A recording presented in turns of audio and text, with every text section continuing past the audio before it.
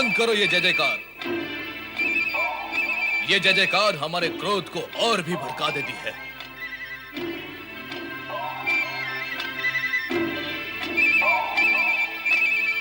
नारी कितनी सुंदर, कोमलांगी, चंचल नैनों वाली, मधुर मुस्कान वाली, इसे तो प्राप्त करना चाहिए। अब मैं जगत की सबसे सुंदर नारी को अपनी महारानी बनाऊंगा और ये जितने भी देवता ऋषि मुनि हैं, इन सबको समाप्त कर दूंगा।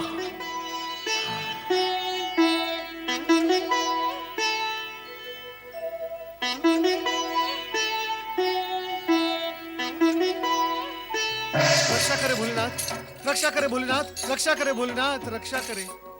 क्या हुआ नारद, इतने व्यग्र क्यों हो रहे हो? ये सब आप ही की कृपा का दुष्परिणाम है भोलेनाथ। तो क्या अब हमारी कृपा से दुष्परिणाम भी होते हैं? अवश्य होते हैं, हुए हैं और हो रहे हैं भोलेनाथ। अयोग्य और दुष्ट प्राणी को यदि ऐसे पद, अधिकार और सुविधाएं दी जाएं जिसके वो योग्य ही नहीं है, तो क्या वो उसका दुरुपयोग नहीं करेगा भोलेनाथ? और फिर उसके दुष्परिणाम नहीं होंगे? तुम किसके विषय में कह रहे हो नारद? आप सब जानते हुए भी भोले बनते हैं, तभी तो आपको सब भोलेनाथ कहते हैं। आप भली भांति जानते हैं कि मैं भस्मासुर के विषय में कह रहा हूं। तुम्हें क्या कष्ट दिया उसने? कष्ट? भोलेनाथ, वो मेरे सर पर हाथ रखने चला था। फिर तुमने क्या किया नारद? प्राण बचाकर भागने के अतिरिक्त मैं करता भी क्या माता? भोलेनाथ, मेरे प्राण तो जैसे तैसे बच गए, किंतु उस दुष्ट असुर ने मृत्यु का नंगा नाश ही आरंभ कर दिया था। भोलेनाथ, वो दुष्ट असुर निर्दोष प्राणियों को भस्म की ढेरी बनाता जा रहा है भोलेनाथ। मेरी समझ में नहीं आता भोलेनाथ, आप क्यों दे देते हैं वरदान ऐसे दुष्ट प्राणियों को जिसके वो योग्य ही नहीं होते?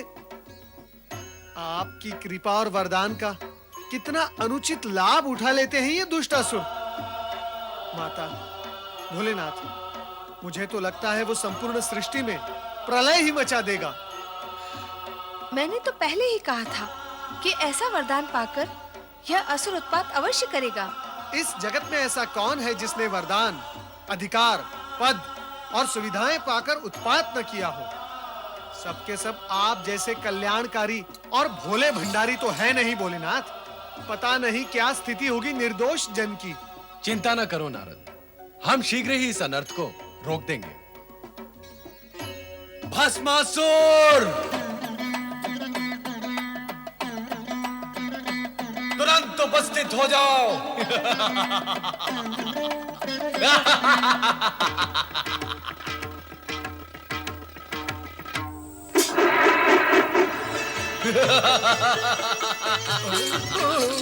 हे शिव शंकर, आपके दिए हुए वरदान का प्रयोग करके अत्यंत सुख की प्राप्ति हो रही है।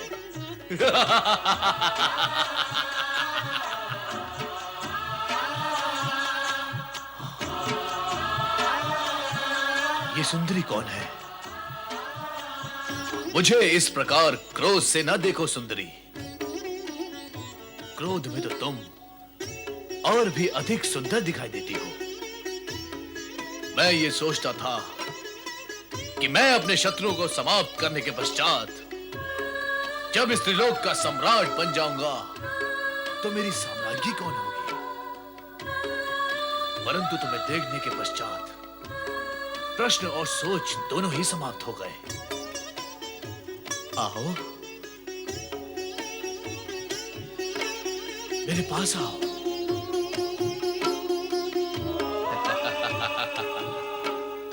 मैं इंद्र को भस्म करके तुम्हें स्वर्ग के सिंहासन पे बिठाऊंगा। दुष्ट भस्मासुर, पार्वती हमारी अर्धांगिनी है और तू हमारा सेवक। वो तुम्हारे माता समान है। इन पर कुदृष्टि डालने का परिणाम जानता है। हम तुम्हें इसी समय भस्म कर देंगे। भस्म करने का काम जब तुम करते थे वो युग गया भस्मधारी। अब भस्म करने का कार्य मैं करता हूं। मैं, इससे पहले कि तुम मुझे भस्म करो, मैं ही तुम्हें भस्म करके इस सुंदरी को अपना बना लेता हूं। वही रुक जा दुष्ट। प्रभु अपनी रक्षा करें, भाग जाए यहाँ से, भाग जाए प्रभु।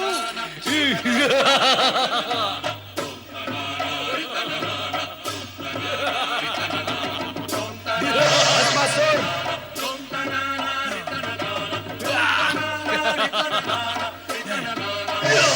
भस्मासुर,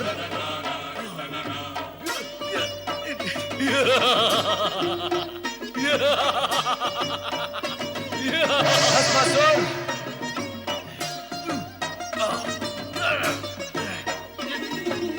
भस्मासुर,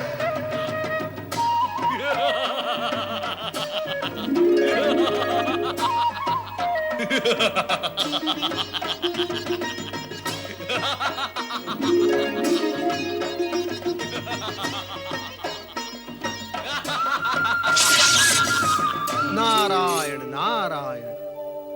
अयोग्य प्राणी को अधिक अधिकार देने का परिणाम सदा दुखदाई होता है। देवेश्वर, आप ही से वरदान पाया है और अब आप ही को भस्म करने पर तुला हुआ है ये दुष्ट प्राणी। नारायण नारायण। अब तो मुझे ही कुछ उपाय करना होगा।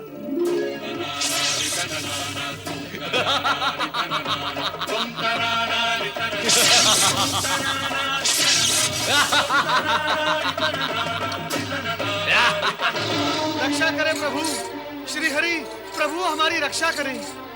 नारद, तुम पर क्या संकट आ पड़ा? नारद, आज तुम्हें रक्षा की आवश्यकता कैसे आन पड़ी? तुम तो संपूर्ण जगत की रक्षा की चिंता किया करते हो। माता, चिंता तो आज भी है, किंतु जगत की नहीं, जगत पिता की। अर्थात?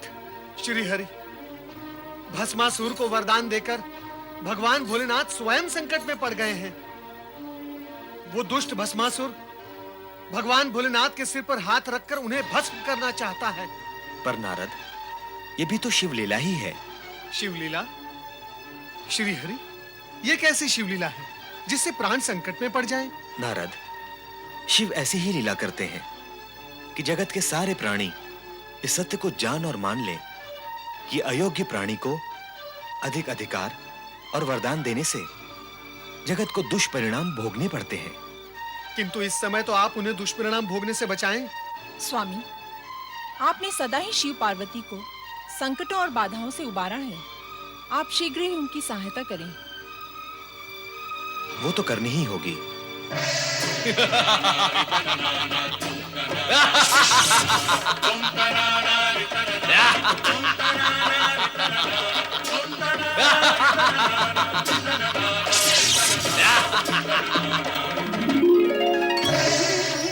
ये सब क्या हो रहा है स्वामी?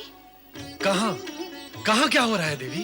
तीनों लोकों का स्वामी एक दुष्ट, बुद्धिहीन, दुराचारी असुर के सम्मुख इतना विवश, असहाय और पौरुषहीन हो गया है। समय की बलिहारी है देवी, समय की बलिहारी है। हाँ स्वामी, देख रही हूँ समय से हारे हुए बल को, किंतु अब आपकी ये दशा मुझसे देखी नहीं जाती। तो देवी, हमें क्या अपनी ये स्थिति प्रिय लगती है? हम इस अप्रिय स्थिति से स्वयं ऊब चुके हैं। तो फिर विराम क्यों नहीं लगा देते इस स्थिति पर? नहीं, हम अभी ऐसा नहीं कर सकते। ना सही, मैं तो कर सकती हूँ। आप मुझे आज्ञा दें, मैं शक्ति रूप धारण कर उस दुष्ट भस्मासुर को एक क्षण में ही समाप्त कर दूंगी। तुम यदि ऐसा कर दोगी तो हमारे वरदान का क्या होगा जो हमने भस्मासुर को दिया है कि उसे कोई भी नहीं मार सकेगा? यदि तुम्हारे हाथों उसका वध हो जाता है तो हमारी वरदान की महिमा भी समाप्त हो जाएगी। ऐसा हो गया तो जगत के प्राणी भविष्य में हम पर और हमारे वरदान की शक्ति और महिमा पर विश्वास ही नहीं करेंगे। स्वामी, आप तो चारों ओर से विवश हैं। तुम चिंता न करो देवी, हमारी विवशता का शीघ्र ही अंत होगा। कोई ना कोई उपाय अवश्य निकल आएगा। अब तुम शीघ्र ही समाधि स्थल चली जाओ, वहां पर तुम सुरक्षित रहोगे।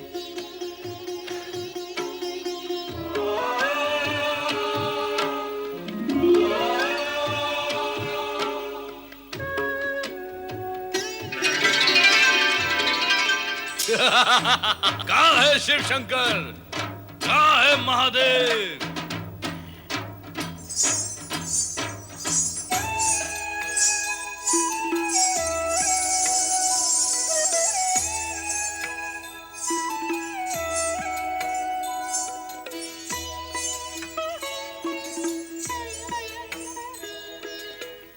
इधर देखो वरदायिनी भस्मासुर।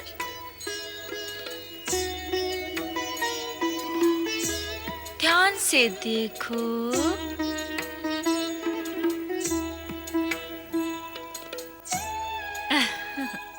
अंतर्दृष्टि से देखोगे तो मैं तुम्हें पार्वती से अधिक सुंदर दिखाई दूंगी। मैं त्रिभुवन मोहिनी हूँ।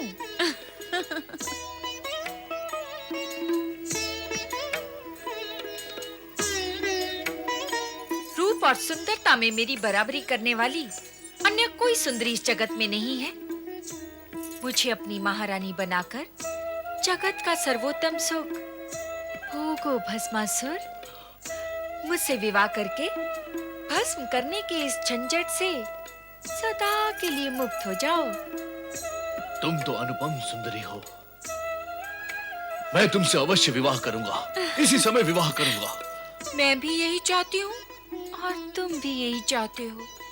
फिर विवाह में विलंब क्यों? विलंब तो तुम कर रही हो सुंदरी। मैं तो तुम्हें पाने के लिए आतुर हूँ। चलो विवाह करें। तनिक रुको भस्मासुर। हमारी कुलरीति ये है कि विवाह से पूर्व अपने कुल देवता के सम्मुख नृत्य गान करके उन्हें प्रसन्न करना पड़ता है।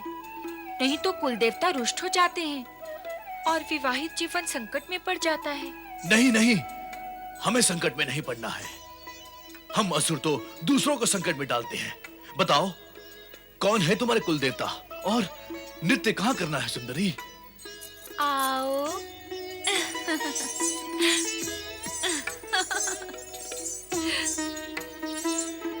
ये वट वृक्ष ही हमारे कुल देवता हैं। तुम मेरे होने वाले पति हो। हमारी कुल रीति के अनुसार कुल देवता को प्रसन्न करने के लिए तुम्हें उसी भांति नृत्य करना होगा जैसे कि मैं करूंगी। बोलो, करोगे ना? अरे तुम कहोगे तो नृत्य क्या, मैं कुकृत्य भी करूंगा। चलो शीघ्र नृत्य आरंभ करते हैं ताकि नृत्य करके हम शीघ्र विवाह कर सके। तो चलो नृत्य गान आरंभ करते हैं। गान? क्या हुआ, रुक क्यों गए? मैं नृत्य तो कर सकता हूँ परंतु गान नहीं गा सकता। क्यों? मेरा कंठ बेसुरा है। यदि मैंने बेसुरा गीत गाया तो मेरे जाति वाले असुर ये समझकर यहाँ पर आ जाएंगे कि मैं उन्हें पुकार रहा हूँ। नहीं, मैं गाना नहीं गा सकता। अभी अभी तो कह रहे थे कि कुकृत्य भी कर सकते हो। कुकृत्य करना तो हमारा कुल धर्म है सुंदरी, परंतु मैं गीत नहीं गा सकता। तो ठीक है, तुम केवल नृत्य करना, किंतु उसी भांति जैसे कि मैं करूं। वैसा ही करूंगा। चलो शीघ्र नृत्य आरंभ करते हैं ताकि हम शीघ्र विवाह कर सकें।